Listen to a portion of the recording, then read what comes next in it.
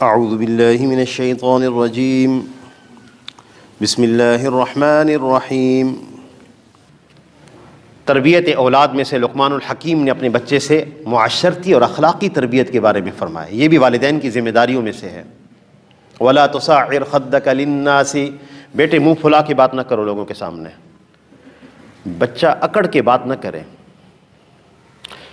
وَلَا تَمْشِي فِي الْأَرْضِ مَرَحًا، اور بیٹے زمین پر اکڑ کے نہ چلو، یعنی اولاد میں ہمارے بیٹے میں تکبر نہ ہو۔ یہ آپس کے سلوک سے بھی یہ باتیں معلوم ہو جائیں گی۔ ایک بچہ زیادہ خوبصورت ہے، ایک بچی زیادہ خوبصورت ہے، وہ اپنی بہنوں پہ فخر کرتی ہے، ہمیں تربیت کرنی ہوگی، ہمیں بتانا ہوگا کہ یہ نعمت اللہ کی طرف سے دی ہوئی ہے، کسی انسان کا اس میں کوئی دخل نہیں ہے، یہ اللہ کی دی ہوئی نعمت ہے۔ ہر وہ نعمت جو ہمارے پاس موجود ہے وہ اللہ کی دی ہوئی ہے۔ اگر یہ بات دل کی گہرائی میں اتر جائے تو طبیعت میں تواضع پیدا ہو جاتی، تکبر نکل جاتا ہے۔ دو چیزیں بچوں میں پیدا نہیں ہونے دیں گے جو تکبر کی علامات ہیں، ہر والد دیکھ سکتا اپنی اولاد میں، ہر والد دیکھے گا۔ اللہ اکبر، تربیت کرنے والے ہوتے تھے لوگ۔ تاج الدین سبکی رحمہ اللہ فقہا میں سے ہیں، بہت بڑی شخصیت۔ کہنے لگے میں گھر کے دروازے پہ بیٹھا ہوا تھا، بچہ تھا، ایک کتا آئے تو میں نے اس کو دھتکارا، تو میرے والد صاحب نے اندر سے کہا بیٹا تم نے نفرت سے کیوں دھتکارا کتے کو، یہ اللہ کی مخلوق ہے، بھگاؤ اس کو، لیکن نفرت سے نہیں دھتکار سکتے۔ تو میں نے کہا میں نے اس کو کتے کا بچہ ہی کہا ہے۔ فرمایا تمہارے الفاظ نفرت کے الفاظ تھے۔ اتنی نگاہ تھی والدین کی اپنی بچوں پر، اتنی نگاہ۔ تو آپ صلی اللہ علیہ وسلم سے پوچھا گیا کبر کے بارے میں، آپ نے فرمایا بطر الحق وغمط الناس، دو چیزیں ہیں کہ حق سے اعراض کرنا اور لوگوں کو حقیر سمجھنا۔ ان بنیادوں پر ہم اپنے بچوں کی تربیت کریں گے تو ہمارے بچے نیک لوگوں کی صحبت میں جائیں۔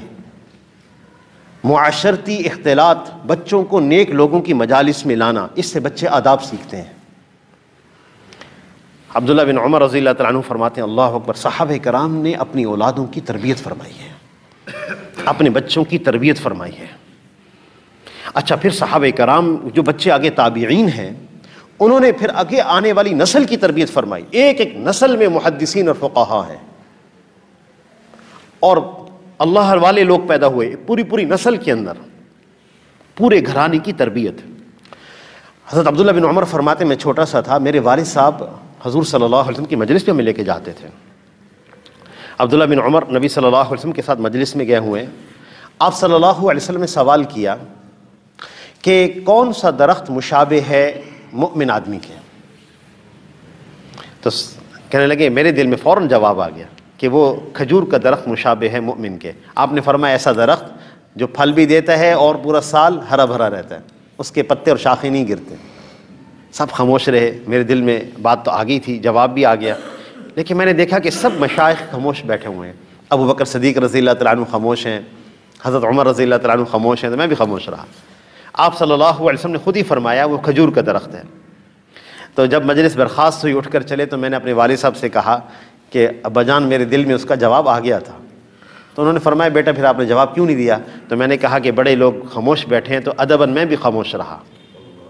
بڑوں کی مجلس میں لے کر جانا بچوں کو، بچے آداب سیکھیں گے، اخلاق سیکھیں گے، معاشرتی میل جول، اور یہ وقت کی ضرورت ہے۔ اب جب بچے اب گھر سے نہیں نکلنا چاہتے، اب ان کے پاس تفریحات کے سامان ہیں، ان کے پاس مشاغل ہیں، اب وہ ہمارے ساتھ نہیں بیٹھنا چاہتے، ہمارے ساتھ نہیں نکلنا چاہتے، ان کے پاس سامان ہیں اب تفریح کے، ہمیں لے کر نکلنا ہے، ان کو معاشرتی اختلاط دینا ہے۔ لیکن اختلاط کے وقت یہ نگاہ رہے کہ جن بچوں کے ساتھ ان کا اٹھنا بیٹھنا اس پر خوب نگاہ رہے، بچوں کی صحبت پر نگاہ رہنا، اس لیے کہ وہ بچے صحبت سے بھی انتہائی برائیاں سیکھ جاتے ہیں۔ مختلف مواقع میں جیل میں جب جانا ہوتا ہے تربیت کے لیے، اچھے اچھے خاندانوں کے بچے جیلوں کے اندر، ایک جیل میں ہم گئے رحیم یار خان میں، اللہ اکبر، جس جیل کی جگہ پہ ہمیں لے کر گئے وہ اتنے کو بڑے مجرم تھے بچے، ہتھ کڑیاں ان کو لگائی ہوئی تھیں۔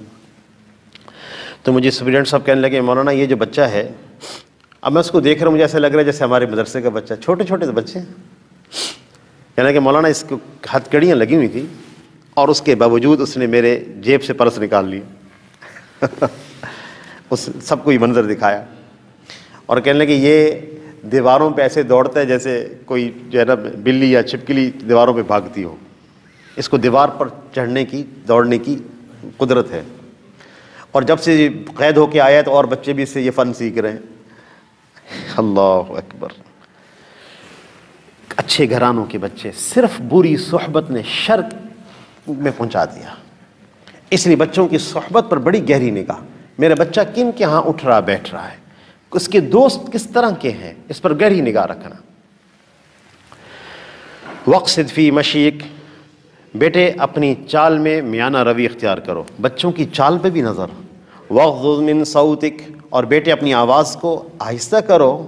ان انکر الاصوات لصوت الحمیر، بے شک سب سے بری آواز گدھے کی آواز ہے۔ اونچی آواز میں گھروں میں چیخ کر بولنا، جب ہم گھروں میں چیخ کر بولیں گے بچے ہم سے سیکھیں گے کہ جب انسان چیخ کر بولتا ہے تو گھر کے کام سیدھے ہو جاتے ہیں، تو بچے بھی چیخیں گے۔ اس لیے بہت ساری باتیں نرمی کے ساتھ، بہت ساری باتیں تربیت کے انداز میں کہی جا سکتی ہیں۔ کبھی گھر والوں کے ساتھ غصہ انسان ہو جاتا ہے، اپنی آواز کو پست رکھا جائے، آواز کو کم رکھا جائے، بچے بھی اونچی آواز سے بات نہ کریں۔ تو بچوں کی گفتگو پر نگاہ، ان کی چال پر نگاہ، یہ عناوین ہیں، عنوان بیان ہو رہے ہیں، یہ عناوین ہیں، اس کے نیچے معانی کا سمندر ہے۔ کس طرح ہم اپنے بچوں سے بات کریں گے، ان کی کن کن چیزوں پر نگاہ رکھیں گے، یہ عناوین بیان ہوئے ہیں۔ تو ہر ماں باپ جب فکر مند ہوگا تو اللہ جل شانہ اس پر راستہ کھولیں گے کہ اس موقع پر میں نے اپنے بچے سے کیا بات کرنی ہے اور کیا کہنا اپنے بچے کو۔ ناواقف لوگ، بے پڑھے ماں باپ ہوتے ہیں، زیادہ پڑھے لکھے نہیں ہوتے، لیکن اپنی اولاد کی اعلیٰ تربیت کر جاتے ہیں، یہ نسلیں آنے والی انسانیت کے لیے خیر بن جائیں گی۔ ایک بات سنا کے بات مکمل کر دیتے ہیں۔ امیر المؤمنین فی الحدیث امام بخاری رحمۃ اللہ علیہ نابینا تھے، اور نابینا بچہ کیا کام کر سکتا ہے، کیا تعلیم حاصل کر سکتا ہے، لیکن ماں فکر مند تھی، ماں کے جذبہ شاید بہت بڑا تھا، ماں کے اندر کی کیفیت بہت بڑی تھی۔ والدہ نے امیر المؤمنین فی الحدیث امام بخاری رحمۃ اللہ علیہ کی دعا مانگی، یا اللہ میرے بیٹے کو بینا کر دے، جب کہ وہ تمام علاج سے مایوس ہو چکے تھے۔ اے اللہ میرے بیٹے کو بینا کر دے۔ ایک ہی رات دعا مانگی، صبح اٹھی، رات کو خواب میں دیکھا حضرت ابراہیم علیہ السلام کی زیارت ہوئی اور فرما رہے تھے کہ اللہ تعالیٰ نے آپ کے بیٹے کو آنکھیں دے دی ہیں۔ صبح اٹھے تو بیٹا بینا ہو چکا تھا، اور پھر انہوں نے حدیث کا کتنا بڑا کام کیا۔ کیا ان کے پیچھے سارا اجر اور اثر ان کی والدہ کے لیے نہیں ہوگا؟ کتنا بڑا ہدیہ پیش کیا امت کو۔ اور ہمارے بزرگ تھے حضرت مولانا سید ابو الحسن علی ندوی رحمہ اللہ، فرماتے تھے کہ امام احمد ابن حنبل رحمہ اللہ کی ماں نے ان کی تربیت کر کے امت کے لیے بطور تحفہ پیش کیا ان کو، اور پوری امت پر ان کا احسان ہے حفاظت قرآن کے بارے میں۔ قرآن پاک کی حفاظت کا ذریعہ اللہ پاک ان کو بنایا کہ آج قرآن ان کی وجہ سے محفوظ ہے۔ تو لہذا اعلیٰ تربیت کر کے اپنے بچوں کو معاشرے میں بھیجنا، اپنی بچیوں کو بہترین تربیت کر کے معاشرے میں بھیجنا، اس کی کوشش کریں گے انشاءاللہ۔ تو جب بھی موقع ملے آپ جو ہے اس سورہ لقمان کی اس رکوع کی تلاوت فرما لیں، اس کا ترجمہ دیکھ لیں، جس کے اندر عناوین بیان کیے گئے ہیں کہ ہم بچوں کی کس بنیاد پر تربیت کریں۔ اللہ تعالیٰ سے دعا ہے کہ اللہ تعالیٰ ہم سب کو عمل کی توفیق عطا فرمائے۔ وآخر دعوانا ان الحمد للہ رب العالمین۔